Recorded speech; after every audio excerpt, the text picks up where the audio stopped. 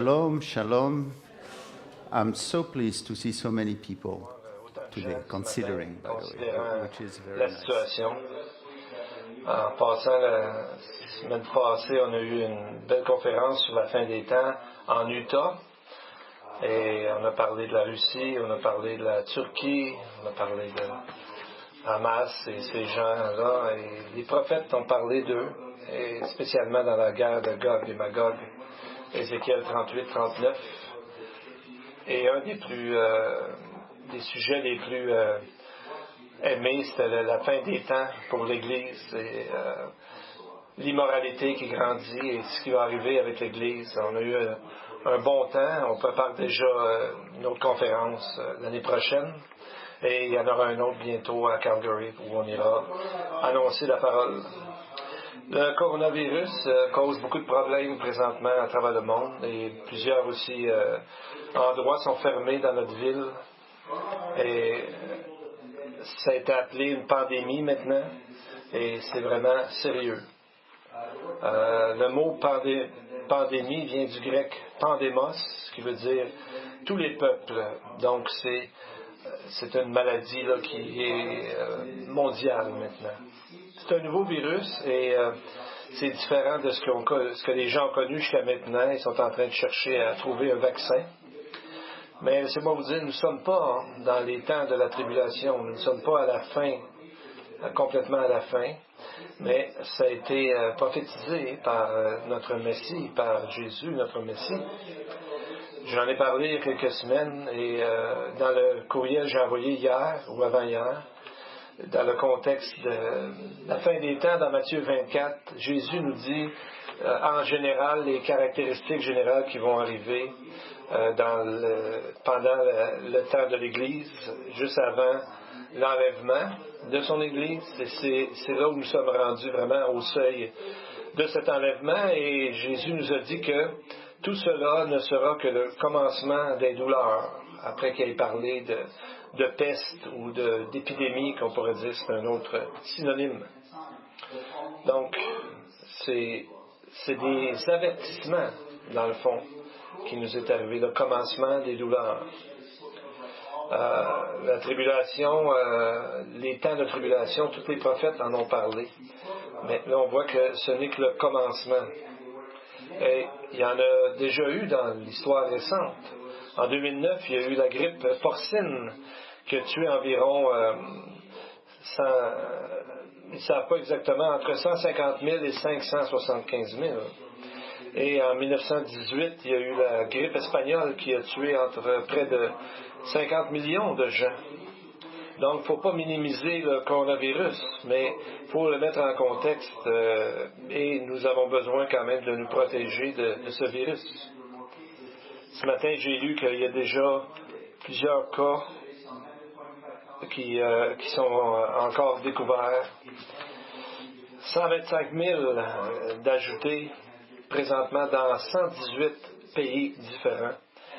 Et jusqu'à maintenant, il y a au-dessus de 4 600 personnes qui en sont mortes. En Italie, 16 millions de personnes sont en quarantaine présentement. Tout est fermé, sauf les pharmacies et les endroits pour acheter de la nourriture. Il y a une sœur qu'on connaît ici qui connaît des gens en Italie. Il y a des places en Italie il y a des hôpitaux où il n'y a même pas d'air climatisé. Donc, il y a des gens âgés, là, donc, ils sont en train d'être obligés de choisir qui va bénéficier d'une intubation et qui ne l'aura pas, donc qui est condamné à mourir. En Israël aussi, tout le tourisme est arrêté et quiconque arrive en Israël de l'extérieur doit entrer dans une quarantaine de 14 jours et pour être justement en quarantaine. On commence à voir ça au Québec. Il n'y a pas longtemps, le premier ministre Legault a parlé du virus et il y a un Costco près de chez nous, c'était plein de gens, de la misère à rentrer. Tout le monde attendait pour rentrer et acheter. Dans les petits magasins aussi. Nous aussi, on a plusieurs écoles, universités qui sont fermées 2 semaines, comme dans d'autres pays. Et il y a des gens qui vont décider de rester à la maison. Mais on peut se demander, qu'est-ce que Dieu peut nous apprendre sur ce qui se passe présentement? Qu'est-ce que la Bible dit de ces choses? Est-ce qu'il y a un message ici pour nous? Je crois que Dieu est en train d'essayer d'attirer l'attention du monde. Donc, on voit alentour de nous la situation politique avec Israël, la Russie, l'Iran et le monde en général montre plusieurs signes qui ont déjà été prophétisés juste avant la tribulation. L'homme ne peut pas se sauver lui-même. Il ne peut pas sauver non plus d'autres hommes pour l'éternité, en tout cas. Et donc, on voit que Dieu attire notre attention pour qu'on se tourne vers lui. On ne peut pas fabriquer nous-mêmes les temps messianiques. Dieu a dit souvent dans Amos, plusieurs fois, Dieu amène pardon, j'ai de la misère avec le son. Il amène 5 condamnations sur le peuple et il dit, malgré cela, vous n'êtes pas revenus à moi.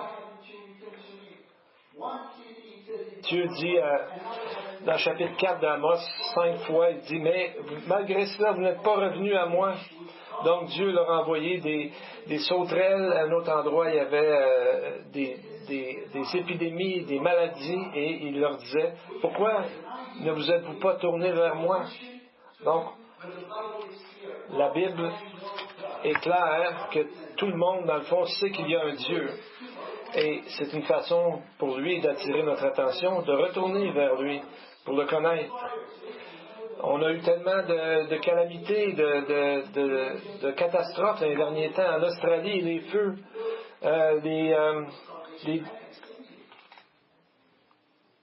en Asie, en Australie, il y a eu toutes sortes de choses et maintenant, il arrive le coronavirus. C'est comme si Dieu nous disait, regardez-moi pour être sauvé, regardez à moi. Donc, on voit aujourd'hui que l'homme doit se rendre compte qu'il n'est pas maître de sa propre destinée lui-même. Dieu, ça fait des centaines d'années qu'il nous avertit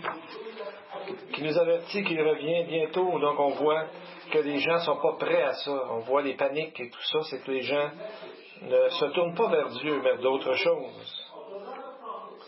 Donc, il y a plusieurs prophètes, on va parler Ésaïe, Ézéchiel, Daniel et spécialement Jean qui a écrit l'Apocalypse. Mais ça n'arrête pas avec la tribulation. Il va arriver un temps messianique après la tribulation. Et on va voir qui va être couronné dans notre texte ce matin. Donc, on peut dire que, dans le fond, le meilleur reste à venir. Pour nous, le meilleur temps, c'est quand on va être avec le Seigneur, que Dieu va venir nous chercher et on va être avec lui pour le reste de l'éternité. Donc, le Seigneur aussi a hâte d'être avec nous, dans un moment où il n'y aura plus de maladies, il n'y aura plus d'épidémie, il n'y aura plus de mal, il n'y aura plus de maladie, il n'y aura plus rien. On va être avec le Seigneur, l'Éternel. C'est pour ça qu'on peut dire que le meilleur reste à venir. Vous savez, dans le texte d'Ésaïe, le texte prophétique nous dit que le loup ne va pas être en train de manger l'agneau, mais que le loup et l'agneau vont être un à côté de l'autre sans se détruire, sans se manger eux-mêmes. Donc ça va être dans un temps de paix, un temps messianique. Et le cœur de l'homme cherche ce temps de paradis. Il y a comme une nostalgie de ce temps. L'humain veut revoir ce temps-là. Et il y a des temps difficiles qui sont à arriver avant que ces choses merveilleuses soient là. Donc on voit que Dieu a dit qu'il faisait alliance et qu'il promettait, même au-dessus de son nom. Il disait que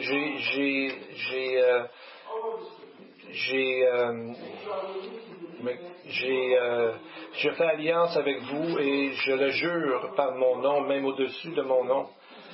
Donc, on voit que malgré qu'il va y avoir 3 ans et demi de terribles choses qui vont arriver sur la terre, qui sont les jugements de Dieu, on voit que Dieu, ça fait longtemps qu'il nous avertit et qu'il est patient, mais quand il va y avoir des jugements, ça va être pour un temps quand même assez court, 3 ans et demi. Et il va y avoir plusieurs tribulations, plusieurs problèmes avant qu'arrive ce temps magnifique.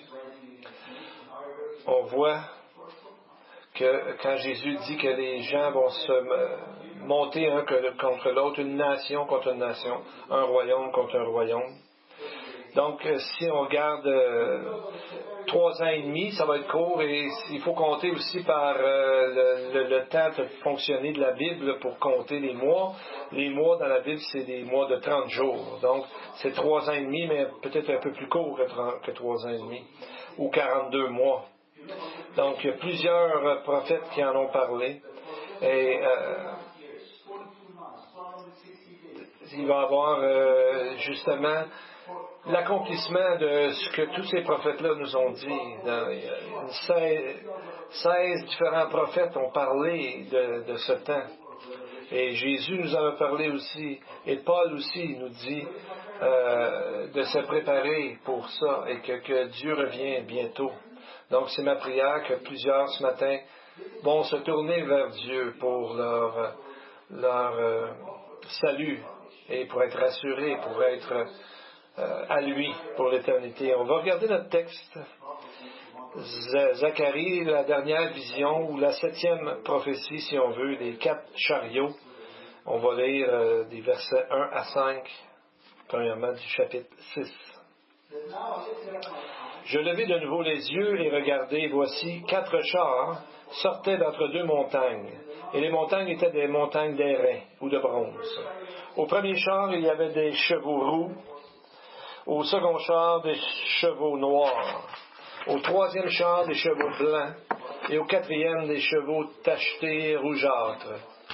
Je pris la parole et je dis à l'ange qui parlait avec moi, « Qu'est-ce, mon Seigneur? » L'ange me dit, « Ce sont les 4 vents des cieux qui sortent du lieu où ils se tenaient devant le Seigneur de toute la terre. » Donc, dans cette vision, Zacharie voit 4 chariots qui sortent de montagnes, de 2 montagnes d'airain ou de bronze, on dirait que ce sont les portes du ciel. On a vu à l'entrée du temple où la présence de Dieu était, il y avait 2 immenses piliers de bronze qui amenaient à une chambre, à une pièce de oulam qui mesurait 20 par 10 cubits, la même grandeur que le parchemin volant et qui, dans des visions précédentes, qui devait contenir le message du salut. Et on voit que c'est comme si le parchemin sortait directement le lieu très saint, le Saint des Saints, pour aller en dehors de la place sainte, à travers les 2 piliers de bronze, et ensuite à travers tout le monde, pour leur annoncer. Donc c'est un appel du salut pour tout le monde. Les mots sur le parchemin sont dans les cœurs des gens pour que les gens puissent se tourner vers Dieu, parce que tout le monde sait qu'il y a un Dieu ici. Il faut se tourner vers lui. Et dans le bronze, dans la parole, ça symbolise le jugement. Donc, au même endroit où il y a les piliers ou les colonnes de bronze, il y a aussi l'autel de sacrifice, qui lui est fait de bois couvert de bronze.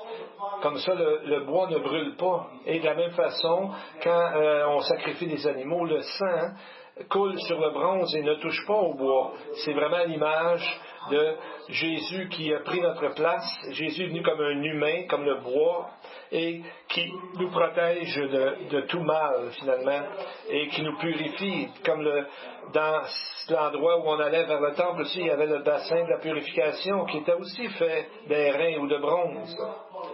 Donc, c'était un miroir pour montrer notre vieil homme et il servait de miroir pour nous montrer notre nature pécheresse, pour qu'on puisse se nettoyer pour être devant Dieu. Et ce qui est beau, c'est que c'est Jésus, dans son sacrifice, qui a déjà payé pour nous. Donc on n'a pas à se purifier pour être parfait. Mais après le salut, il faut quand même le faire. Mais pour obtenir le salut, on ne peut pas l'avoir par nous-mêmes. Mais c'est Jésus qui est mort sur la croix et qui invite tout un chacun à se tourner vers lui par la foi pour avoir la vie éternelle. Apocalypse 1, versets 14 et 15. Vous allez voir une image, une représentation de Jésus comme on ne voit pas souvent. C'est pas un petit bébé dans la crèche, comme on dit. Regardez bien le texte. Sa tête et ses cheveux étaient blancs comme de la laine blanche, comme de la neige. Ses yeux étaient comme une flamme de feu. Ses pieds semblables à de l'airain ardent, comme s'il eût été embrasé dans une fournaise. Et sa voix était comme le bruit de grandes eaux. Donc, on voit que c'est comme si il ressort de ces moments de jugement que Jean nous parle dans l'Apocalypse et il dit « Je suis là, venez à moi ». Maintenant, on va regarder les 4 chariots et les 4 personnes qui sont en train de conduire ces chariots. Le prophète demande « Qui sont-ils » Donc, lui, il n'a jamais vu ça avant, Zacharie. Donc, il lui dit que c'est 4 esprits ou 4 vents qui se tenaient devant le Seigneur de toute la terre, exactement comme s'il était là, attendant le moment précis où la tribulation commencerait. Et regardez les couleurs, blanc, noir, blanc, rouge, et le 4e, qui est difficile à voir, on va voir ça plus tard, tacheté, rougeâtre. Ça ressemble tellement aux 4 cavaliers de l'Apocalypse, dans l'Apocalypse 6, qui commence aussi le temps des tribulations. Ils ne sont pas exactement les mêmes. Donc, on voit que ceux qui viennent sur les chevaux venant direct du ciel sont là comme pour retenir, empêcher que ça aille trop loin les autres cavaliers. On voit le premier qui arrive sur un cheval avec un arc, mais il n'y a pas de flèche à cet arc-là. Donc ce n'est pas le Messie qui amène la paix, mais c'est une fausse paix et que nous voyons dans les textes d'Apocalypse. Et plusieurs vont croire qu'il va amener la paix sur la terre, mais il va seulement amener des famines, des épidémies et la mort. Et on voit la mort avec les chevaux ici qu'on va voir. Donc l'arc correspond à un faux traité de paix qui va commencer avec Israël et ensuite ça commence les tribulations pour les prochaines 7 années. Vous savez qu'il y a un moment où il y a beaucoup de gens qui vont croire à ce moment-là parce qu'il va y avoir un évangile éternel de prêcher. Et on va voir ici les textes. Il y a des textes qui nous parlent des chariots. Eux autres, ils ont des chariots. En hébreu, c'est le mot Merkava. On ne trouve pas dans Ézéchiel ce mot-là de chariot, mais on le trouve dans Zacharie. On va aller voir la dernière couleur qu'on a vue. Le dernier est un cheval pâle. Et on va voir ce que la Bible en dit.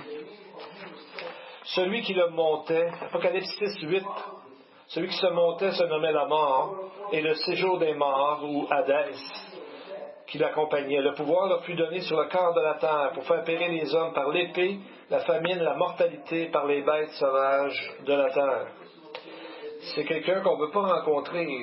C'est la mort. C'est quelque chose de terrible. Et je prie que personne d'entre vous n'ait à rencontrer un tel cavalier, un tel horreur. Et c'est ce que Jésus veut vous offrir, de ne pas le rencontrer en acceptant son offre qu'il est mort sur la croix pour vous. Et on voit ce texte-là, on le revoit dans un texte de Genèse. Le mot est le mot barad en hébreu.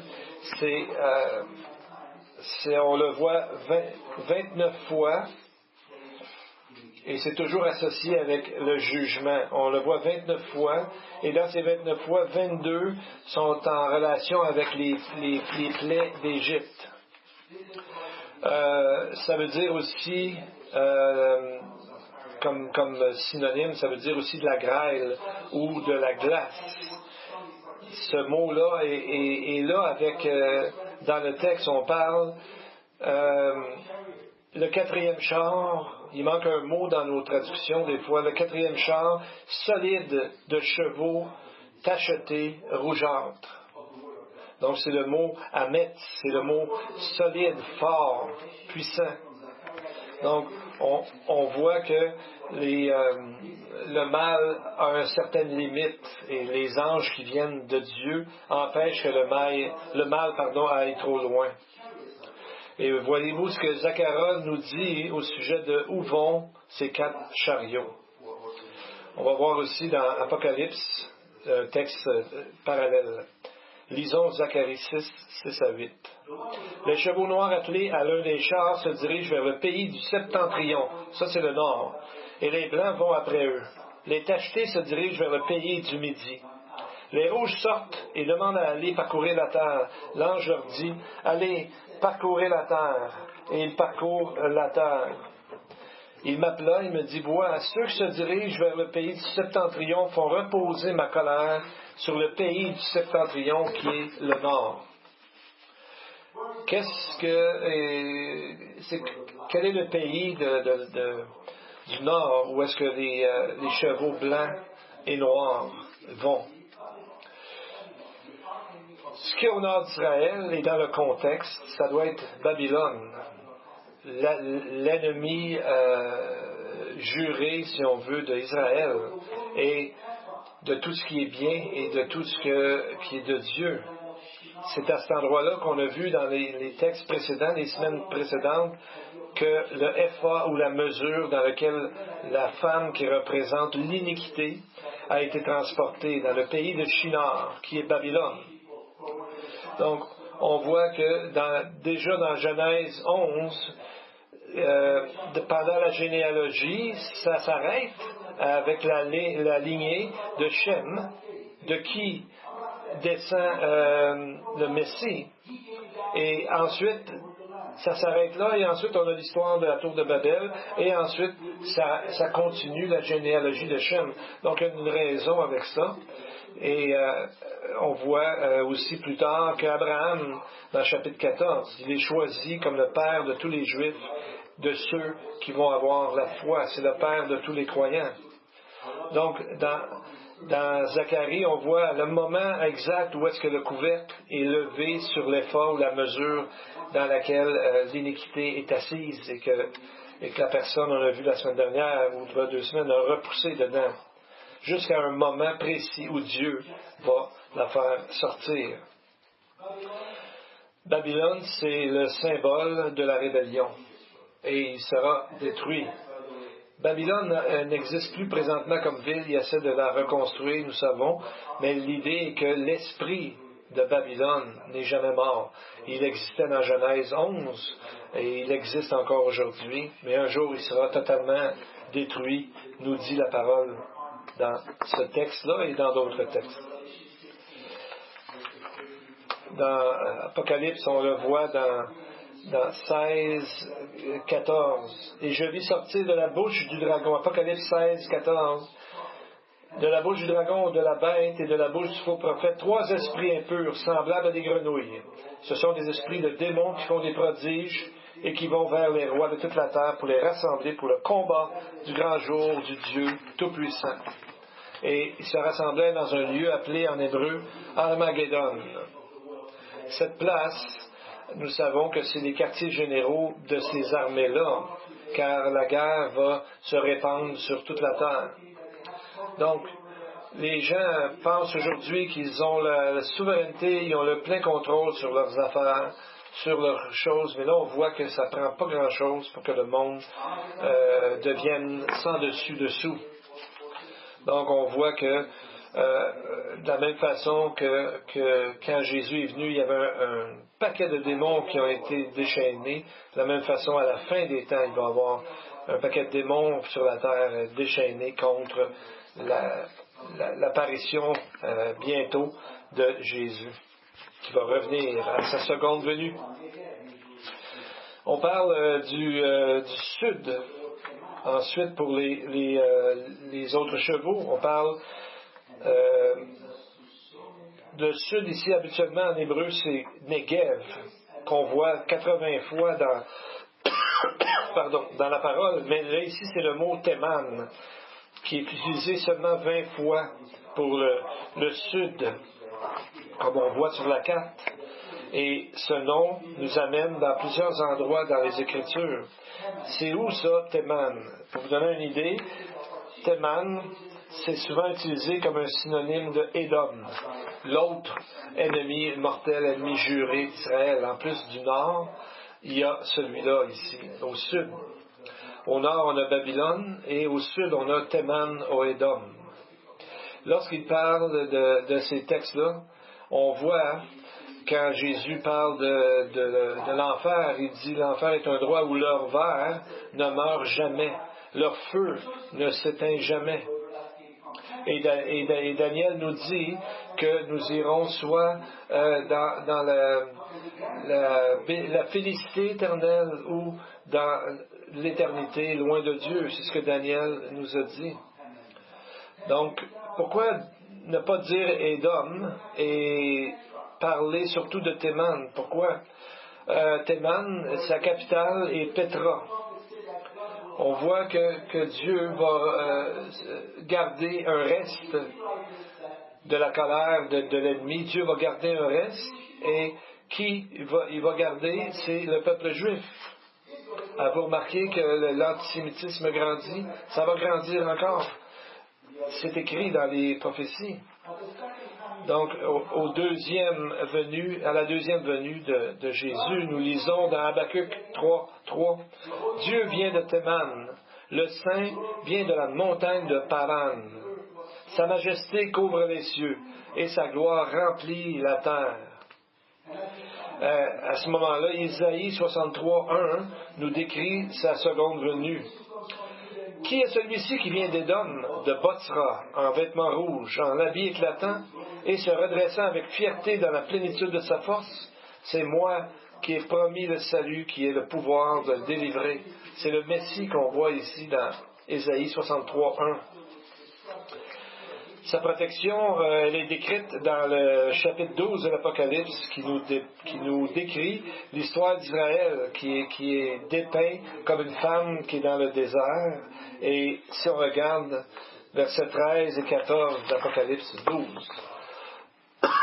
Pardon. Quand le dragon vit qu'il avait été précipité sur la terre, il poursuivit la femme qui avait enfanté l'enfant mâle. Et les deux ailes du grand aigle furent données à la femme, afin qu'elle s'envolât au désert, vers son lieu, où elle est nourrie un temps, des temps, et la moitié d'un temps, loin de la face du serpent. Donc, un temps, des temps, et la moitié d'un temps. Donc, on voit que c'est 1 an, 2 ans, et la moitié d'un an. Donc, ça fait 3 ans et demi, ou 42 mois, ou 1260 jours. On voit ça dans Daniel 7, qui nous parle d'une même période. Donc, Dieu va faire, et c'est pour ça que Jésus nous a dit, il n'y aura jamais un temps aussi pire. Tant que le monde, depuis que le monde existe, il n'y en aura plus jamais. Et même leurs propres rabbins ont vu dans certains textes, on va voir ça plus tard dans notre texte. Donc, il ne nous parle pas de ce qui est arrivé avec le cheval rouge. Le cheval rouge représente les guerres. Donc, c'est tous les ennemis d'Israël qui vont faire la guerre à Israël. Donc, on voit qu'il parle pas non plus ni de l'Est ni de l'Ouest. Il met il focus sur le Nord et le Sud. Mais nous savons que toutes les nations un jour vont être contre Israël, vont l'entourer. pour les 4 esprits dans le ciel, je pense qu'ils sont en train d'attendre pour être, que Dieu leur dise d'aller sur la terre pour... et on voit le même timing dans Daniel 7, verset 2. Daniel dit que dans sa vision nocturne, voici les 4 vents ou les 4 esprits, les 4 vents des cieux firent éruption sur la grande mer. Donc on voit dès le début de la tribulation, et on voit dans le verset 3, et 4 grands animaux sortirent de la mer, différents l'un de l'autre.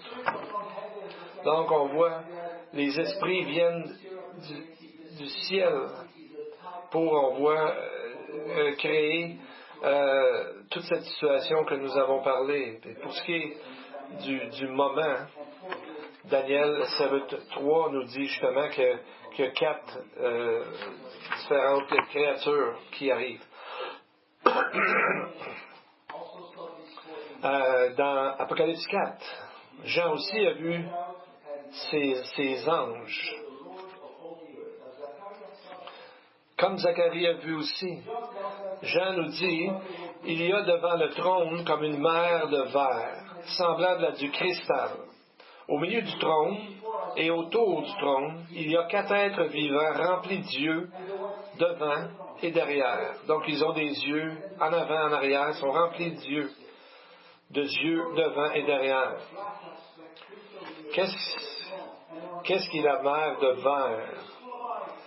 Dans le temple, ça correspond au bassin de purification, juste avant le lieu très saint, qui représente la sainteté de Dieu. Et les 4 créatures vivantes sont directement devant le trône de Dieu. Donc on voit qu'il existait plein de yeux en avant et en arrière. Et ils sont en avant du trône. Ils attendent juste le moment où Dieu les enverra pour régler la situation et soumettre l'iniquité. Donc on voit dans Ézéchiel les 4 esprits aussi qui nous est parlé dans les premiers textes d'Ézéchiel. Ézéchiel 1, 7. Leurs pieds étaient droits, et la plante de leurs pieds était comme celle du pied d'un veau, et ils étincelaient comme de l'airain poli. En anglais ou en français, il y a quelque chose que ça ne dit pas. On voit ici, premièrement, qu'on parle de l'airain ou du bronze, comme le pied des 2 montagnes dans Zacharie, et les pieds du Messie dans Apocalypse 1. Donc, on voit qu'ici, les 4 anges, on parle de leurs pieds, ils ont 6 ailes, 2 pour voler, 2 pour se cacher les yeux, 2 pour se cacher les pieds. Et on parle de leurs pieds étaient comme le pied d'un veau qui étincelait comme du bronze poli. Donc, on voit la manière que Ézéchiel en parle. Si on traduisait littéralement l'hébreu, ça dirait leurs pieds pluriel. Ensuite, ça dit le pied est droit. Le talon du pied et le dessus du pied, ça ressemble à celui d'un veau. Donc, ça dit que leurs pieds sont droits. Comment on peut comprendre ça? Quand on voit ce même terme dans les autres textes, dans l'hébreu, c'est dans Psaume et Proverbes, ça parle d'être droit, dans le sens d'être droit devant Dieu, d'être sans reproche, donc de marcher droitement devant Dieu. Donc, et pourquoi on parle d'un veau ici, d'un animal? Dans la parole, c'est un animal de sacrifice. C'est un animal de service. Des fois, il est traduit un bœuf. Mais on voit que dans un comme l'autre sont des animaux de service, en plus du sacrifice. Donc, on voit que c'est comme ces anges-là qui étaient devant le trône de Dieu.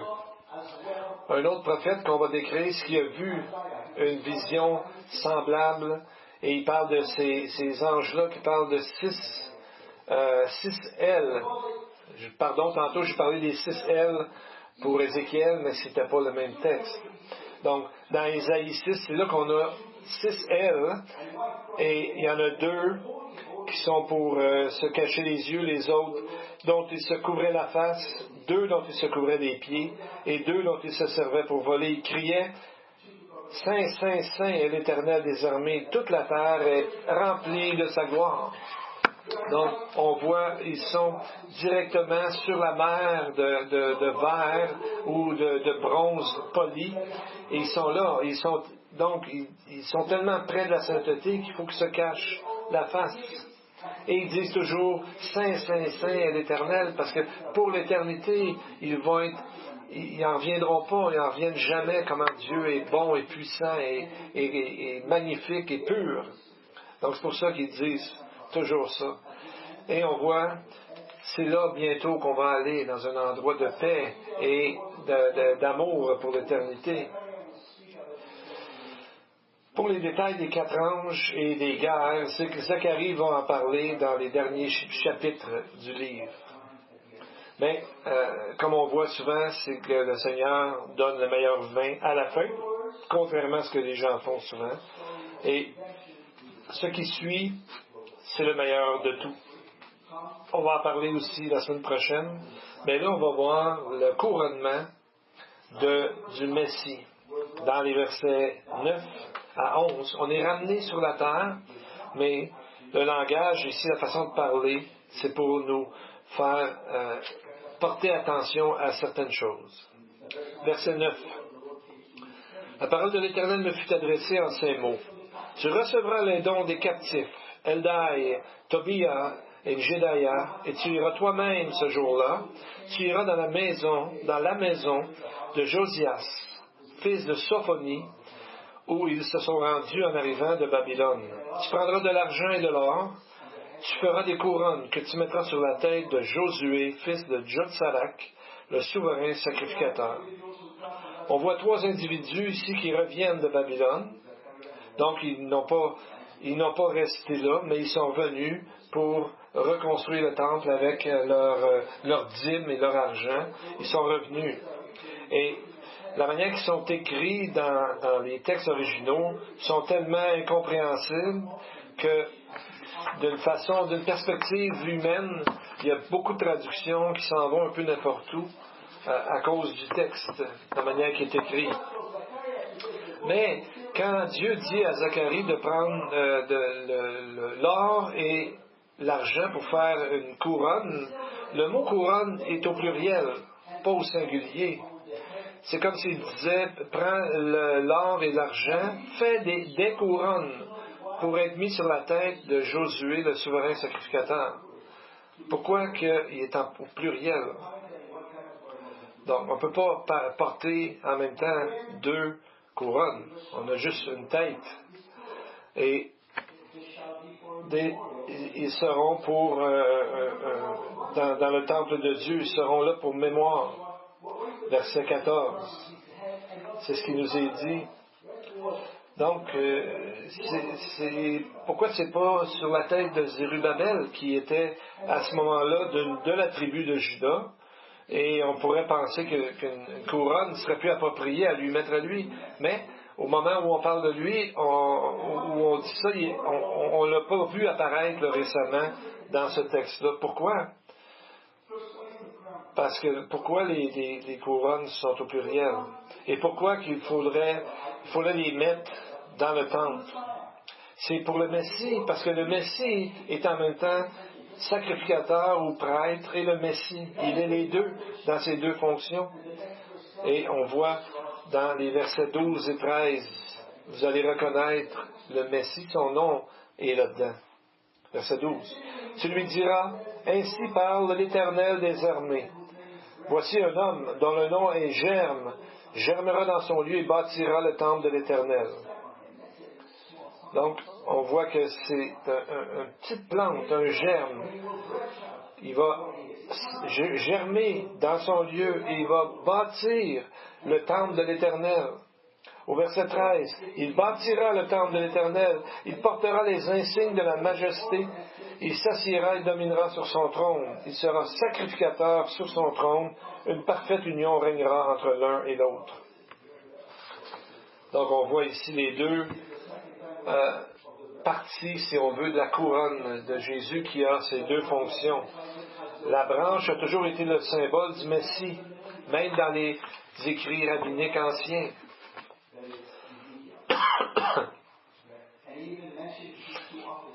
Et il parle aussi de ces deux fonctions. Pourquoi? Parce qu'il va faire un conseil de paix.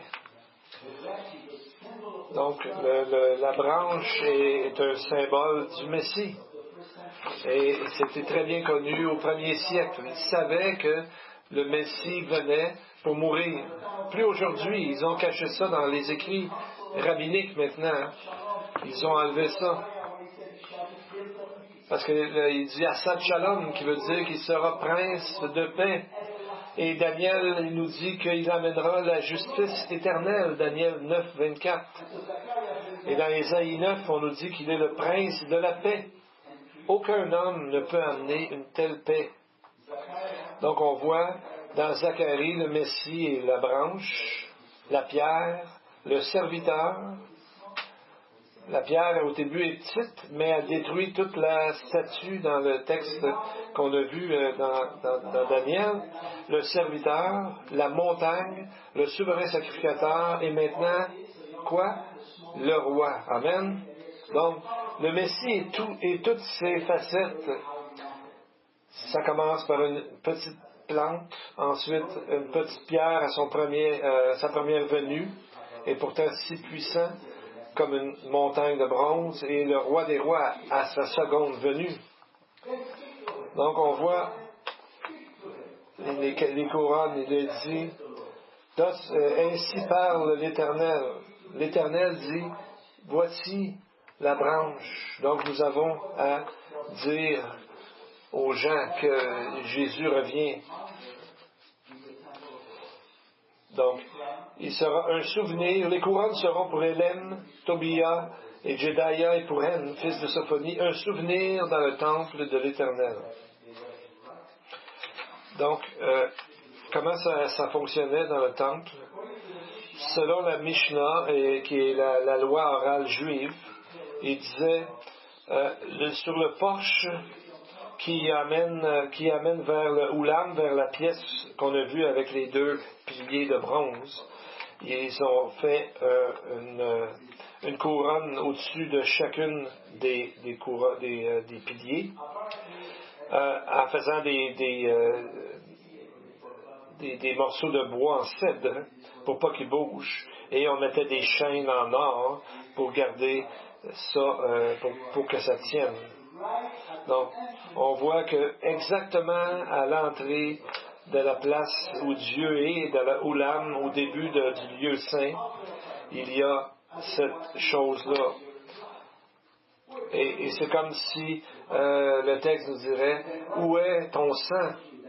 Tu n'as pas de sacrifice à apporter, mais où est le sang pour sacrifier à Dieu? Et c'est là qu'on sait dans la Bible, c'est que le Messie intervient. Il est mort pour nous. Et c'est là qu'il faut y aller avec son sacrifice à lui. Et non pas attendre de ne pas croire et nous-mêmes avoir à subir le jugement. Verset 15 de Apocalypse 16. C'est important pour nous parce que c'est comme une réalisation ou un accomplissement de ce que Jésus a dit. Jésus a dit, je viens comme un voleur. Heureux celui qui veille, qui garde ses vêtements afin de ne pas marcher nu et qu'on ne voit pas sa honte. Donc, Jésus nous invite. Il dit, heureux celui qui veille et qui garde ses vêtements, afin qu'il ne marche pas nu et qu'on ne voit pas sa honte. C'est un avertissement pour ceux qui vont passer à travers la tribulation, mais en même temps, il y a un avertissement pour nous, même si on ne passe pas dans la tribulation, c'est que Jésus va venir comme un voleur. Pour ceux qui ne l'attendent pas. Est-ce que vous l'attendez? Est-ce qu'il va venir comme un voleur pour vous, ou est-ce que vous l'attendez, vous avez hâte, vous travaillez pour lui, vous avez hâte qu'il arrive? C'est ce qu'on appelle l'espérance bénie dans la parole. Donc, peut-être qu'il vient ce soir, demain, après-demain, il vient bientôt, c'est ma conviction que ça va être bientôt, on ne sait pas le nombre d'années exact, ça fait longtemps. Dieu est patient, mais on commence à voir, tous les prophètes, toutes les prophéties nous amènent à voir que bientôt, on est arrivé au fin des temps et donc c'est vraiment important d'être certain d'être sauvé. Je vais faire une prière devant vous qui est courte, mais qui est vraiment la façon de demander à Dieu son sacrifice parfait soit versé sur nous. Donc c'est une prière simple, mais si vous n'avez pas accepté Jésus comme votre sauveur personnel, vous pouvez le faire. D'où que vous soyez, vous pouvez prier avec moi, vous priez dans votre esprit, prier à haute voix. Si vous voulez, vous pouvez vous lever et vous pouvez lever votre main. Et si vous êtes à la maison, vous pouvez aussi nous écrire. Dans cette prière, je veux dire que je reconnais Jésus est le Messie, mon Sauveur. Vous pouvez répéter après moi, Jésus. Aujourd'hui, je reconnais que je suis un pécheur. Aujourd'hui, je reconnais que tu es venu mourir à ma place pour mes péchés. Et aujourd'hui, j'ouvre le cœur, les portes de mon cœur pour te recevoir comme mon Sauveur et mon Seigneur.